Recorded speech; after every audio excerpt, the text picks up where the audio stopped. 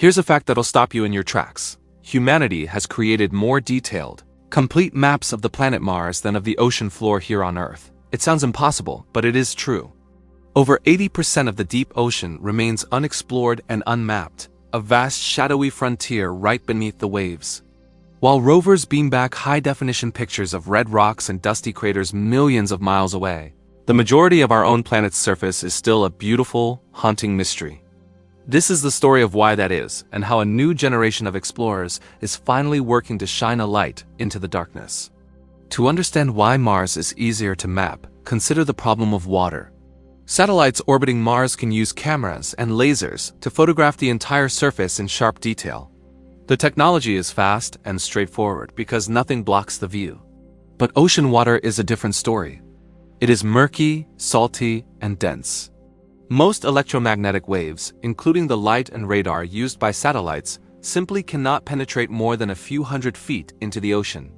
So the challenge for mapmakers faced with miles of dark water is significant. They have to listen instead of look. That explains why, for so long, maps of the deep were mostly blank. When the ambitious global project called Seabed 2030 began in 2017, only 6% of the ocean floor had been mapped to modern standards. 6%. That leaves a staggering 94% of the blue planet as a question mark. The goal of Seabed 2030, a collaboration between the Nippon Foundation and the General Bathymetric Chart of the Oceans, is to change that forever. They aim to inspire a complete, high-resolution map of the entire ocean floor by the year 2030. How could a complete map of the ocean floor help protect people living on coastlines? The answer lies in understanding the shape of the seafloor. The mountains and valleys hidden underwater control the paths of ocean currents and the behavior of massive waves. When a tsunami races across an ocean, its speed and height are completely controlled by the ridges and trenches it travels over. A detailed map would allow scientists to predict exactly which coastal towns will be hit hardest, giving them precious extra minutes to evacuate. It also helps ships navigate safely, ensuring that huge cargo vessels do not accidentally run into an unmapped underwater mountain. So this project is not just about curiosity, it is about safety. Progress is happening, but it requires teamwork on a global scale.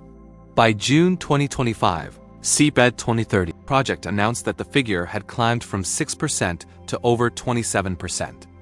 That is a massive leap in just a few years, representing millions of square kilometers of newly mapped seafloor. It is proof that when countries, universities, and private companies share their data, the blank spots on the map start to fill in. They even use crowdsourced bathymetry, which means every ship, from massive research vessels to small fishing boats, can help by keeping their sonar on and sharing the information they collect as they travel. What does it actually look like when a team of scientists explores one of these unmapped areas for the first time? In early 2025, a rare and exciting opportunity arose. An iceberg the size of the city of Chicago, named A84, broke away from an ice shelf in Antarctica. As it drifted off, it revealed a section of the seafloor that had been sealed under a thick layer of ice for centuries, maybe even for thousands of years. It was a hidden world, untouched and unseen.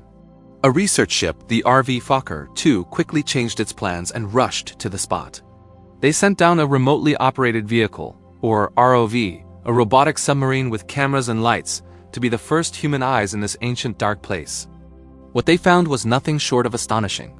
The ROV's lights illuminated a thriving community of life.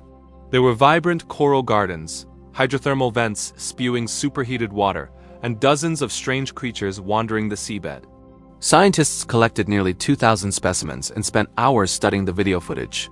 They found worms that eat the bones of dead whales, earning them the spooky nickname zombie worms. They saw rare snails and crustaceans living near underwater volcanoes, and they found a sponge.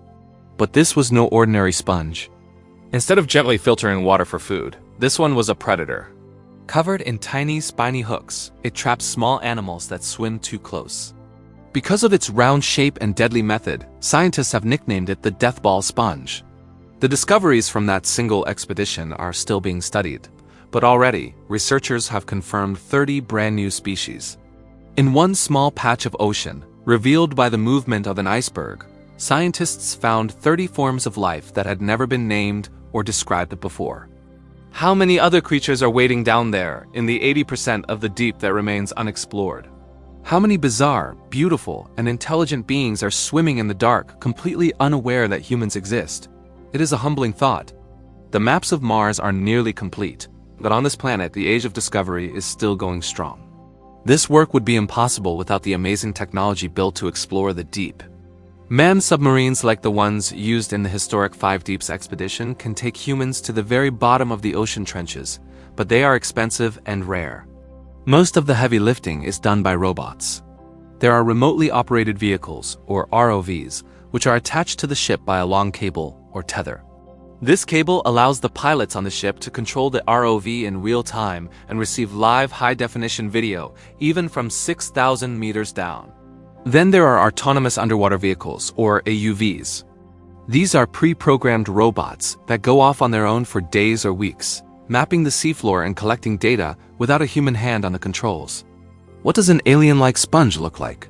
In 2015 and 2016, ROVs exploring the deep waters near Hawaii and the Marianas kept spotting a peculiar glass sponge. It had a long, thin body that looked like a neck, a round head, and what appeared to be two large eyes. It looked so much like a beloved character from a movie that the scientists nicknamed it the E.T. sponge. For years, they could not get a sample, but they kept seeing it staring out from the darkness of the deep seafloor. Finally, in 2016, an ROV successfully collected one. After years of careful study, scientists confirmed it was not just a new species, but a whole new genus. They officially named it Advena magnifica, which means magnificent alien. Every dive seems to bring a surprise.